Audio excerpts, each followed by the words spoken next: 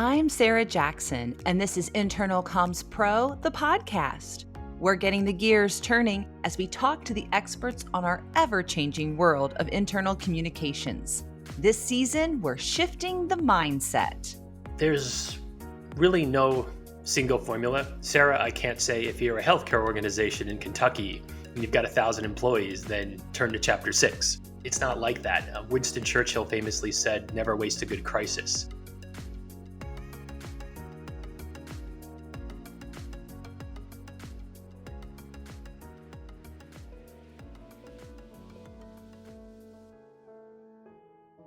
We're no strangers when it comes to talking about communication strategy. I'm super excited for this episode. Our podcast producer, Gina, stumbled upon a book that tackled communication strategies from an angle we haven't quite covered before on the show.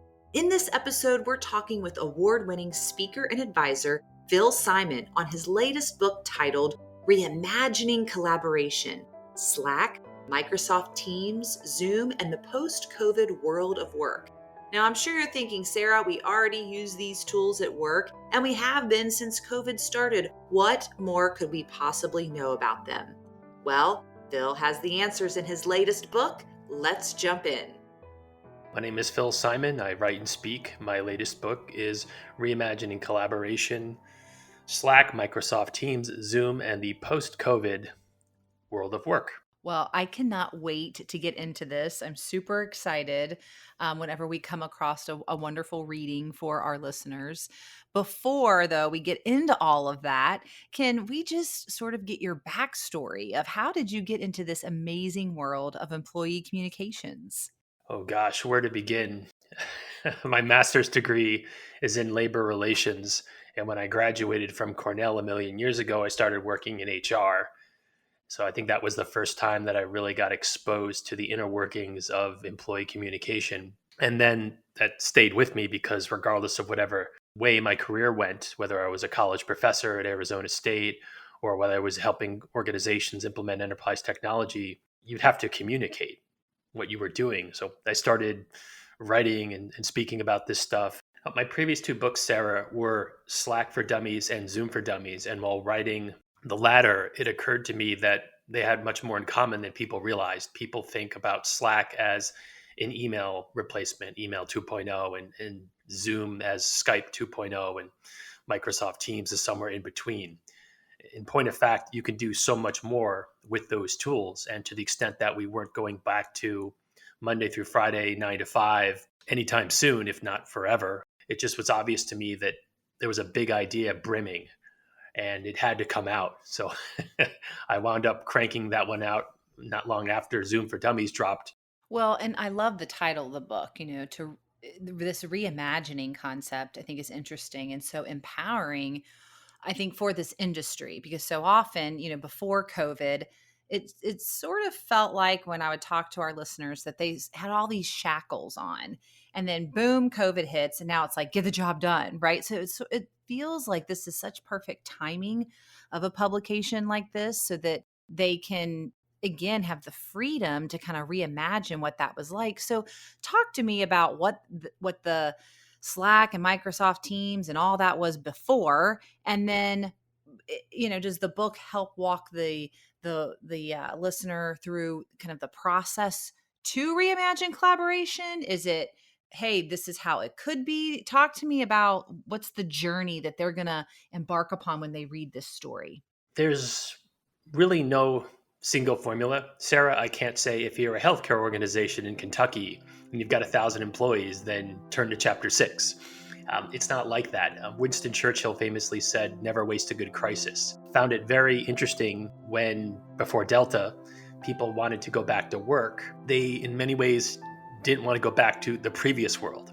Or when lockdown first took place in, I want to say, mid-March of 2020, said, well, okay, we'll just do our meetings on Zoom. Well, were those meetings really all that effective in real life? And now we're trying to replicate that process in a virtual way. So the core premise of the book is that we can use these collaboration hubs like Slack, Zoom, Microsoft Teams, Google Workspace, Workplace by Facebook, and a bunch of others. and do so much more than send out messages or record videos. We can actually connect them with quite a few different third-party applications. I call them spokes. So many organizations will use a project management tool, right? Asana, Trello, Smartsheet, there are a ton of them.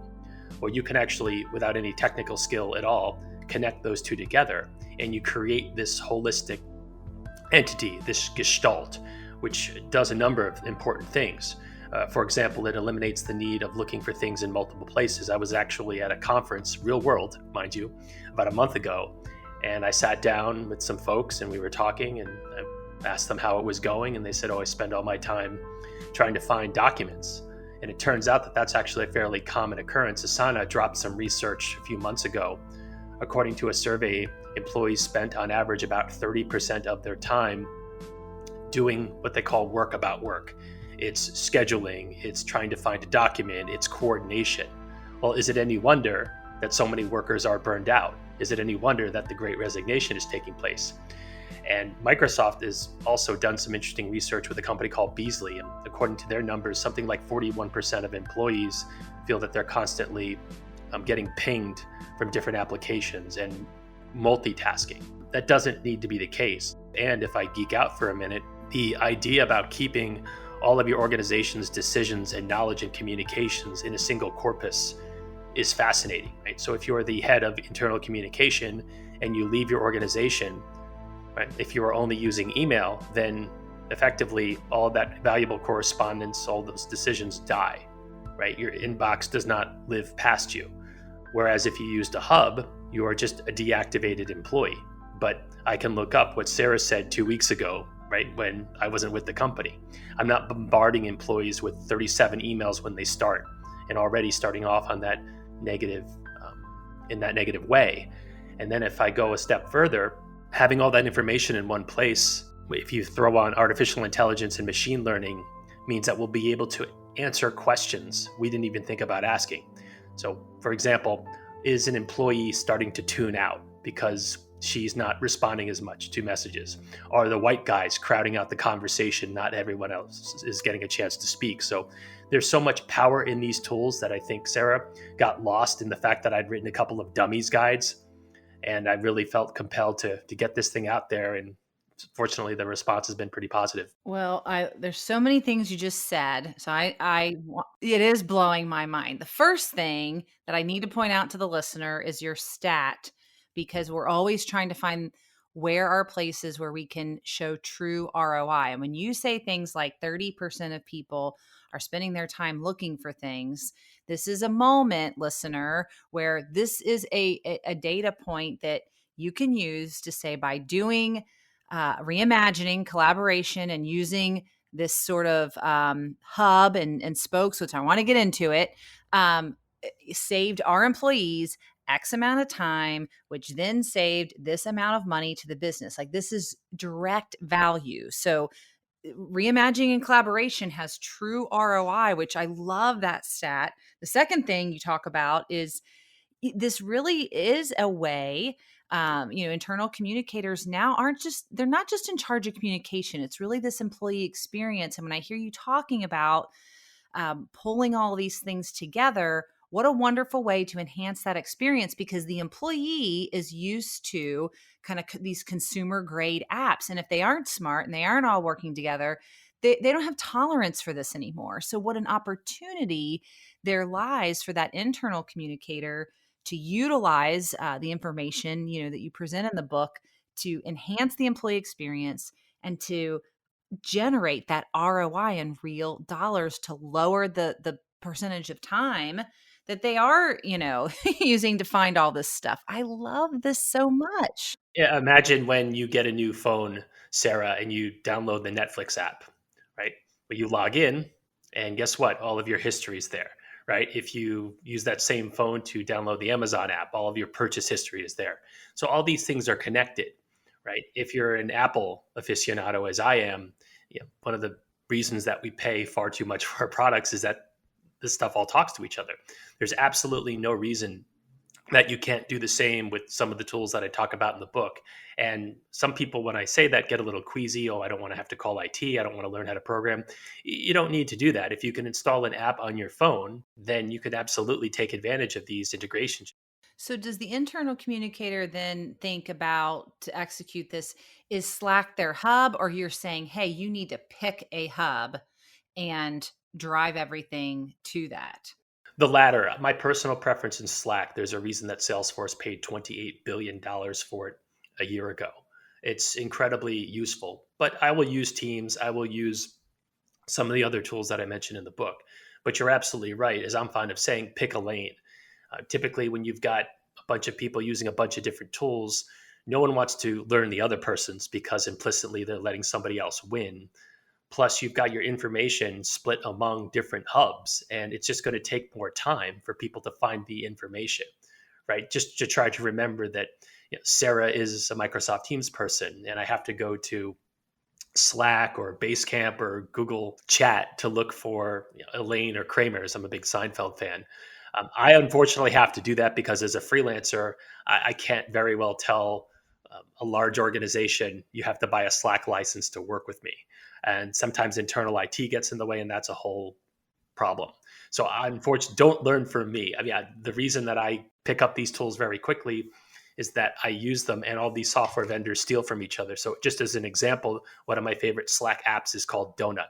And Donut attempts to simulate the serendipity of the office. So you run into someone in the hallway or you're on someone's elevator ride up to the third floor or whatever, and you have that 15-second or 2-minute conversation that you really can't replicate in another way.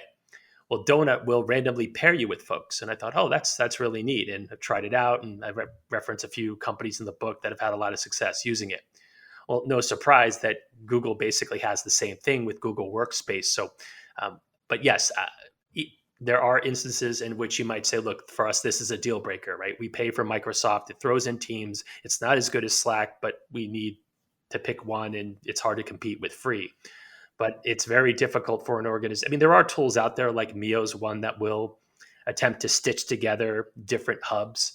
But as I'm fond of saying, pick a lane and stick with it. It's just a lot simpler for everyone involved. We'll be right back with our conversation with Phil after a word from our sponsor, Circle.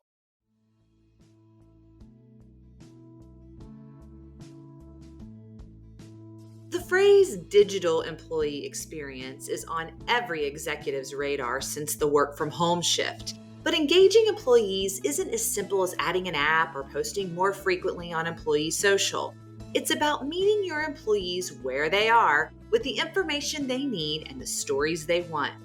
With Circle Broadcast, you can implement a cross-channel communication strategy that makes your team's lives easier and provides a unique digital experience for each employee. Head on over to circle.com/ICP, that's CERKL.com/ICP to learn how the broadcast suite can modernize and simplify your internal communications. Welcome back. Now that we have an understanding of how to spot the pitfalls that come with adopting a new communications program or tool, we'll now dive into the importance of convincing your higher-ups on the need for change. Let's jump right in. You can really, I think, assess how do we fit all of these things together and then pull sort of again, to get the win on it, right? If you've got all these disparate, what might seem, like apps and tools, I just think it's such a low hanging fruit sort of thing for the internal communicator to package all of this and then to teach the employees all of the additional benefits that, how can they can use that. You talk about, some concrete tips on how companies and groups can really transform the way they work. If I am an internal communicator and I get all jazzed after reading this, How could you not, right? no kidding, right? What would be sort of, do you have some 3 steps? Like, okay, first, this is what I would do. Second, third, do you have any tips in there that you want to call out that might be valuable as our, listener is thinking about, should I grab this or not?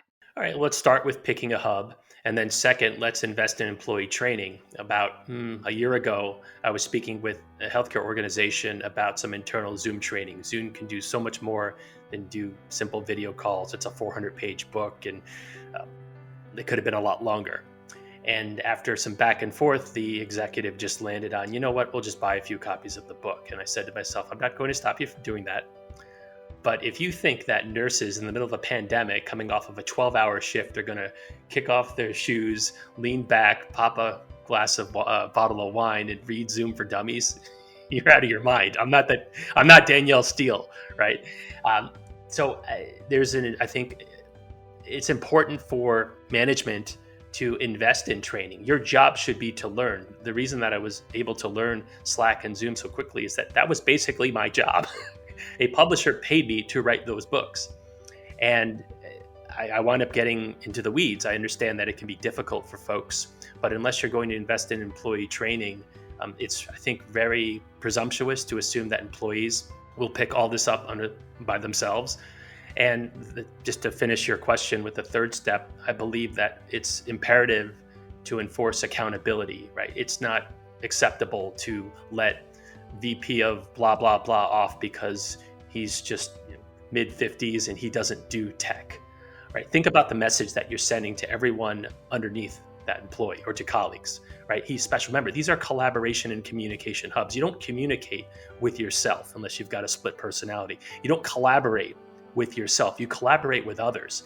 And even though some people might use different features than others, the real benefit of these tools stems from when the entire group, department, and organization benefits from it. Have you ever heard the term network effect? So a network effect means that something becomes exponentially more powerful as more people use it. So just as a simple example, if you have a phone and no one else in the world has a phone, your phone isn't very useful. No one can call you and vice versa. But let's say two people have a phone. It's become far more useful. You can call that person can call you. The same is true with fax machines. The same is true with social media. The same is true with email. The same is true as well with collaboration hubs. They become so much more valuable if everyone uses it. And I understand that sometimes people make mistakes, but letting people pass because they just don't do that type of thing, I think is particularly dangerous. That's why, as I look back on the book now, coming up on a year, time flies, I'm proud of the fact that it's not just solutionism, right? Slack or Microsoft Teams, Zoom is not going to fix a dysfunctional culture.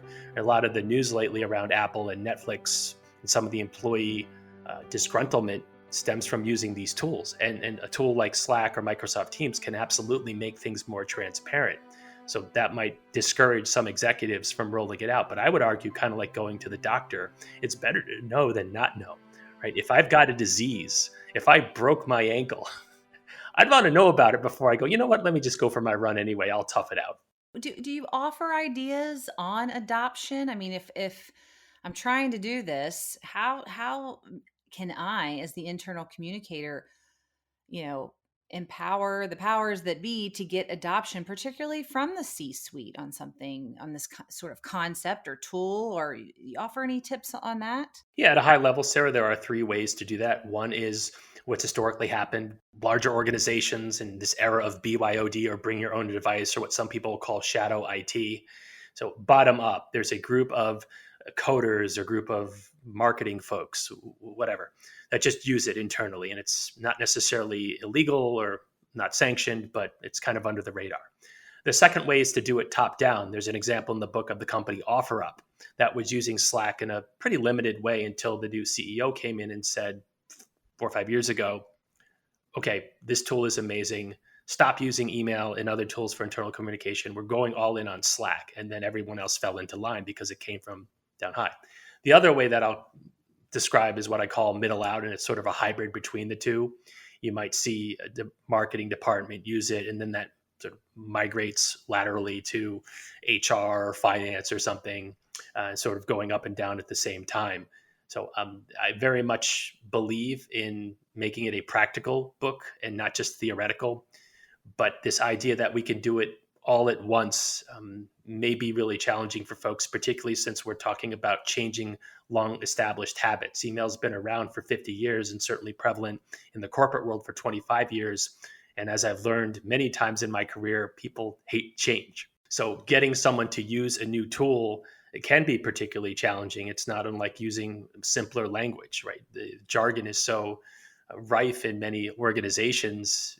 We kind of mimic the behaviors and the speech patterns of senior folks. And before you know it, you've got a bunch of folks speaking a bunch of nonsense. And I realize that change management is particularly difficult, but I wouldn't be arguing so much for it if the benefits weren't so strong. Talk to me if I get ready to go down this road and I'm in strategic planning and I'm thinking about this concept and I'm thinking about reimagined collaboration with internal communicators that you've talked to or you yourself. Are there any pitfalls that you would warn us about as we go down this road in this, go down the road of reimagination? Like, all right, before you go do this, here's some things that you might want to think about. Any last minute thoughts on before we, dive into the book and get all excited and just start running, which a lot of us do? Any warnings you could give our listeners? Yeah, it takes time, Sarah. There's an organizational muscle memory.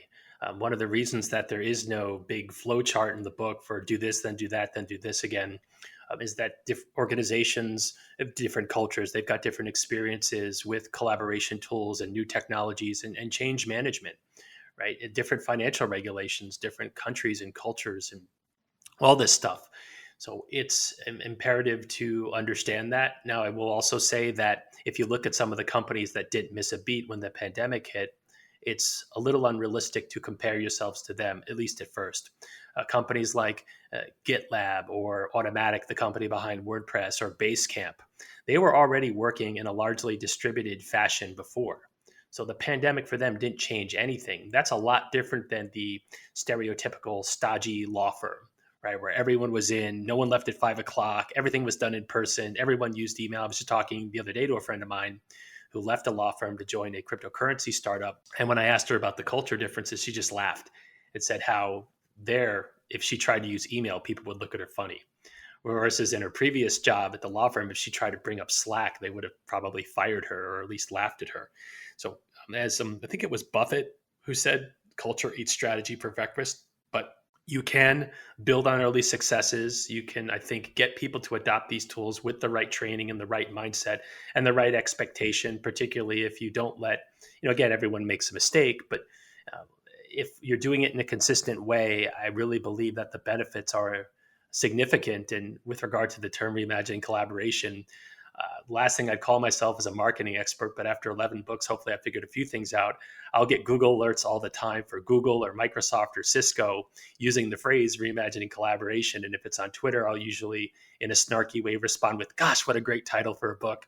So I'm happy that you like the title. Trust me when I tell you that for me, writing 40 or 70,000 words in a manuscript isn't all that hard.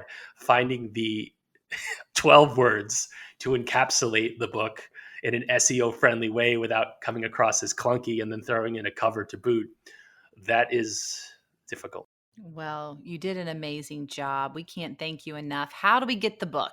philsimon.com. You can download excerpts and then Amazon or Kindle or Audible, or I'm pretty sure it's available everywhere. Great. Well, and if any of our listeners wanted to connect with you, are you on LinkedIn? How would they get in touch with you? Yeah, all that stuff. The easiest way is probably philsimon.com. Well, Reimagining Collaboration by Phil Simon. Listeners, go out and get this. It's a great time of year to grab this wonderful read as we, again, shift our mindset, around these tools and how they connect and their wonderful, wonderful benefits. Phil, I can't thank you enough for being on the show today. Sarah, thanks for having me. I enjoyed it.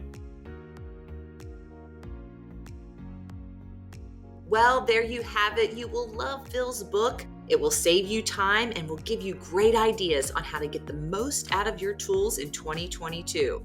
Now, don't go away just yet. We have our new segment featuring our good friends from Ragan's Communications Leadership Council on how you can use today's episode learnings right now. Let's tune in.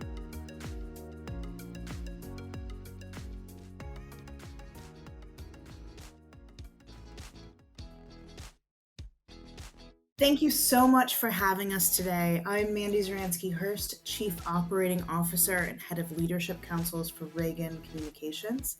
And today I'm here with Michele Ehrhart, Vice President of Global Communications at Fedex Services. Michele, thank you so much for being with us today. Oh, my pleasure. Thank you for having me. Of course.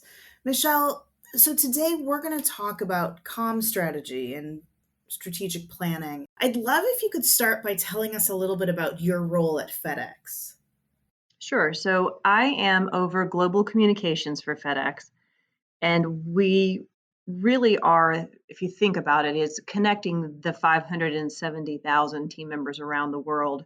We have multiple operating companies, multiple regions. So really pulling people together from around the globe to be able to tell a cohesive and consistent story, not only internally to our team members, but also externally. So global media relations falls under my organization, as well as our public affairs and advocacy team. And then, Michele, of course, the internal comm strategy is a piece of that puzzle as well. It is. And the internal communication strategy is vitally important because you want to make sure that you are as consistent as you can be with multiple business units in multiple countries with varying cultural differences. So it's one of those, you don't own anything, you collaborate on everything because you have to have that flexibility in order to be able to really deliver strategic communications from an internal perspective. And certainly there are some things that are easy to do when it impacts every team member the same way, but that flexibility has really been instrumental in the way that we communicate with our team members. And honestly, it is what built such a great culture for this company. We're about to celebrate our 50th anniversary in 2023, and our founder's still here, which is amazing. But the culture that he has cultivated for those 50 years has a lot to do with the value of internal communications. So, I mean, I think you touched on this some already in collaboration, in really thinking globally and tapping into your values and culture. But what do you think some of the basic tenets are that you employ for internal comm strategy? I think at the simplest level, it's just as though you build any other business strategy. You look at communications as a strategic pillar of your business strategies. And so I approach it with that in mind. And we use a global template when we are putting together our communication strategies. And it's pretty simple, and it won't be anything you haven't heard before. But if you think about it, you have to lay out what the goal is. You have to talk about the background that got you to where you are so people are on the same page. Very succinctly laying out your objectives by audience, and then going into the details of the tactics. But the most important piece to me, and I think the most critical piece in communications, is the measurement side of things.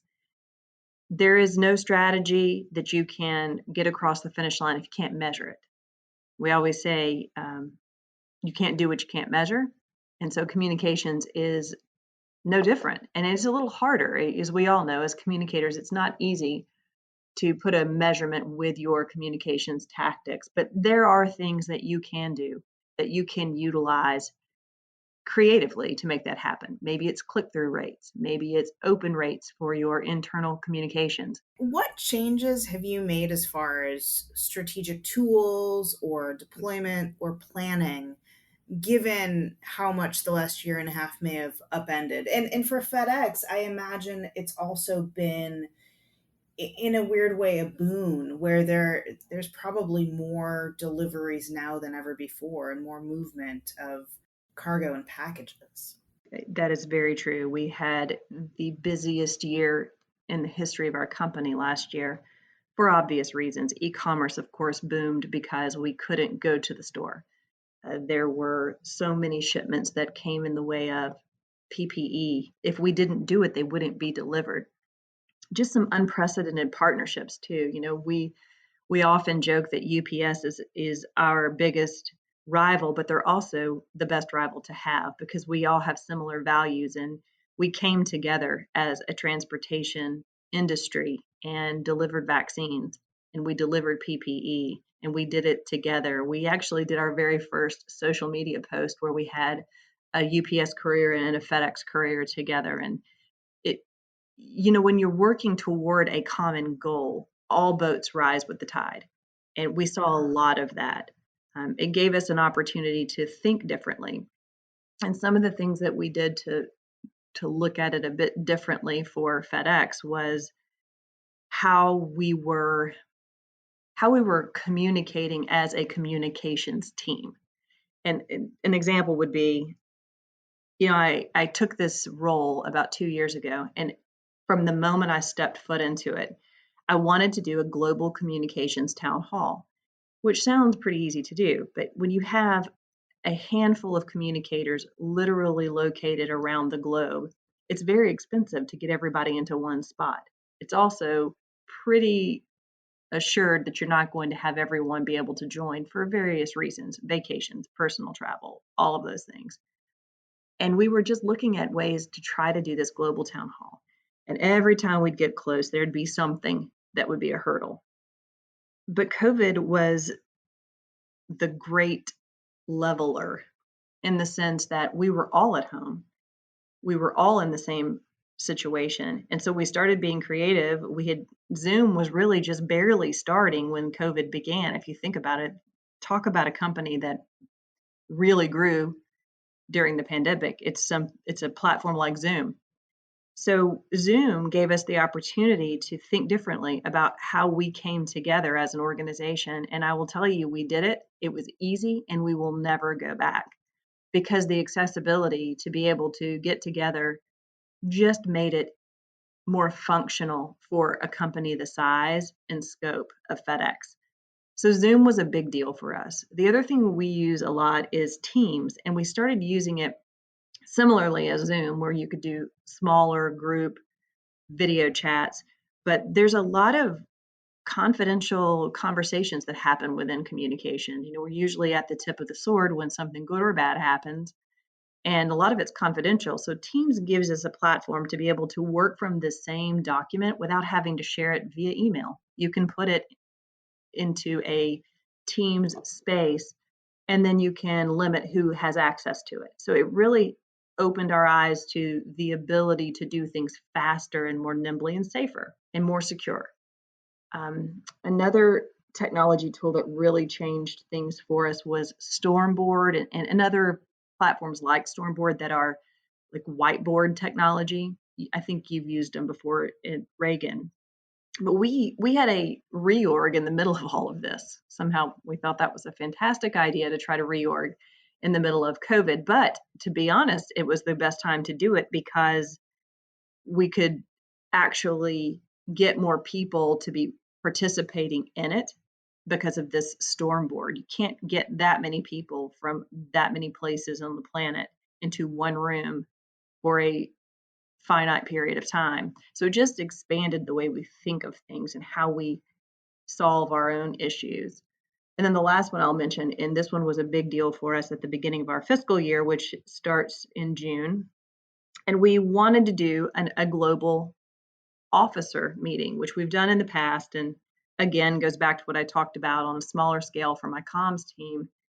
But we were able to do a global officer and director meeting for the first time in the history of our company using a platform called Entrado. And you may have heard of it. I know there are other platforms like Entrado, but that allow you to do these virtual meetings and virtual events.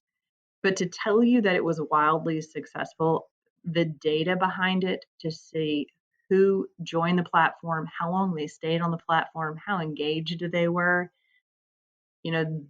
I think the only problem that happens when you come out of something that successful is that your leadership goes, we should do more of those, because we all know what it looks like to actually pull one of those off.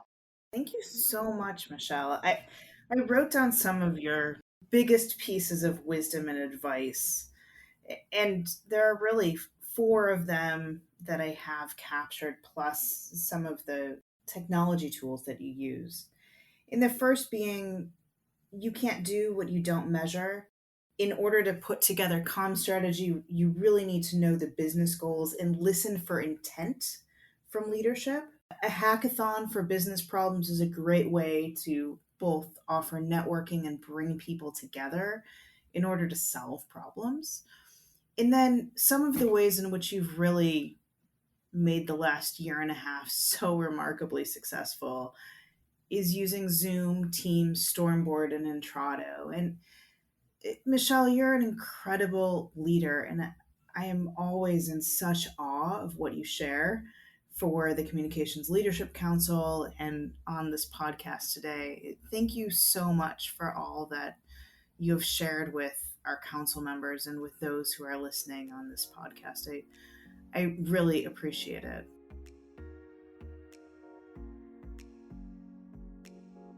A huge thank you to our sponsor, Ragan, Mandy Zirinsky-Hurst, and our featured guests for being a part of our new segment.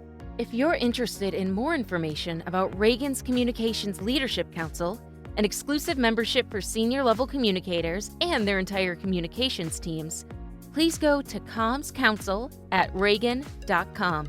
Internal Comms Pro, the podcast, is also proudly supported by the Circle Broadcast Suite, an entire suite built for internal communicators. Learn more at circle.com. Internal Comms Pro, the podcast, is produced by the Internal Comms Pro Collective. Don't forget to visit www.internalcommspro.com/show notes for our free resource guides. Thank you for listening.